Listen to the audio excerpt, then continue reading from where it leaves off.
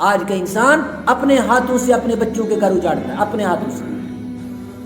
پھر لوگ کہتے ہیں یہ پڑھا لکھا لڑکا تھا، پڑھی لکھی لڑکی تھی، معلوم نہیں کیا ہوا، کچھ دن ان کی ازدواجی زندگی بڑی زبردست چلی، بعد میں پتہ نہیں کیا ہوا۔ میں پوچھو ان کو بھائی کیسا پڑھا لکھا تھا، کیا پڑھا تھا اس نے؟ جی اس نے تو ایم ایس سی کی تھی، جی اس نے بی ایس سی کی تھی، اس نے بی ایڈ کیا تھا۔ ایم ایس سی میں، بی ایڈ میں، ایم اے میں کیا پڑھایا تھا اس کو؟ سورہ نساء کے احکامات تھے اس کے پاس؟ کیا اس کو پتہ تھا کہ ایک اچھی بیوی کیسی ہوتی ہے، ایک شوہر کے حقوق اس کے اوپر کیا ہے؟ کیا شوہر کو یہ پتہ تھا کہ بیوی کے حقوق کیا ہے؟ کیا اولاد کو یہ بتایا گیا تھا کہ ماں باپ کے حقوق کیا ہیں؟ کیا ماں باپ کو یہ بتایا گیا تھا کہ اولاد کے حقوق کیا ہیں؟ نہیں بتایا گیا۔ جب نہیں بتایا گیا تو پھر جو ڈائریکشن اس کو دینی چاہیے تھی وہ نہیں دی، تو ازدواجی زندگی برباد کس نے کی؟ ماں باپ نے خود کی، کہ اپنی اولاد کو قرآن کی تعلیم نہیں دی۔ پاگل سمجھتے رہے، دنیا والوں کو پاگل سمجھتے رہے، ان لوگوں کو جی کیا بات ہے 15-16 سال لگا کے ایسے ہی مولوی بن جاتے، پھر گھومتے رہتے ہیں ادھر فالتو کی۔ 15-16 سال لگانے کے بعد اگر کسی کو قرآن نصیب ہوا، اس کی زندگی بن گئی، اس کی زندگی کی قیمت بن گئی، اس کو زندگی کی حقیقت اس کے سامنے کھل گئی۔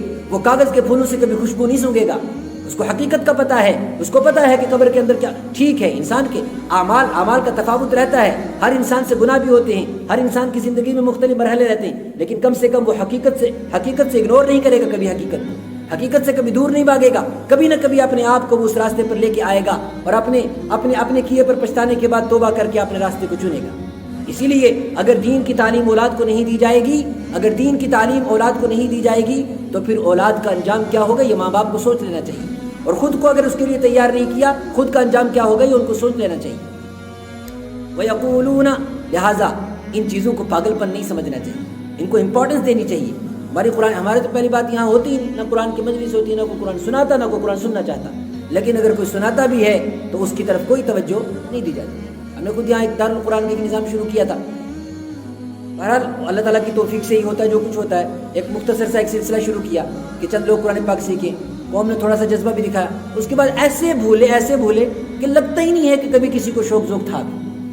قرآن پاک کے ساتھ یہ معاملہ ہرگز نہیں ہونا چاہیے، بلکہ ایک دوسرے کو نوجوانوں کی ٹیمیں تیار کرنی چاہیے، کالجز کے اندر اس کی کمپین ہونی چاہیے۔ ہم نے دیکھا یہ جو آج کل نیٹ ورک مارکیٹنگ ہوتی ہے، نیٹ ورک مارکیٹنگ کی کمپین کیسے ہوتی ہے؟ ایک وہ آدمی بستوڑا لے کر ایک بیگ لے کے چلتا ہے اور پھر جا کے موٹیویٹ کرنے کی کوشش کرتا ہے، ایسا ہوگا، یہ آپ کو پروفٹ ملے گا، یہ آپ کو گفٹ ملے گا، اتنا انویسٹمنٹ کرو گے یہ آپ کو ملے گا، حالانکہ وہ سب فراڈ ہوتا ہے۔ اس کے باوجود بھی لوگ کیسے اس کا شکار ہو جاتے ہیں۔ کون ہے قرآن کی کمپین کرنے والا؟ کون ہے آخرت کی کمپین کرنے والا؟ کون ہے ان لوگوں کو ان کی طرف متوجہ کرنے والا؟ کوئی نہیں سمجھتا اس کی امپورٹنس۔ وَيَقُولُونَ إِنَّهُ لَمَجْنُونَ، اس لیے کہ ان کو کیا سمجھتے ہیں؟ پاگل سمجھتے ہیں۔ اللہ تبارک و تعالیٰ اس قوم کی بے حسی کو معاف کرے۔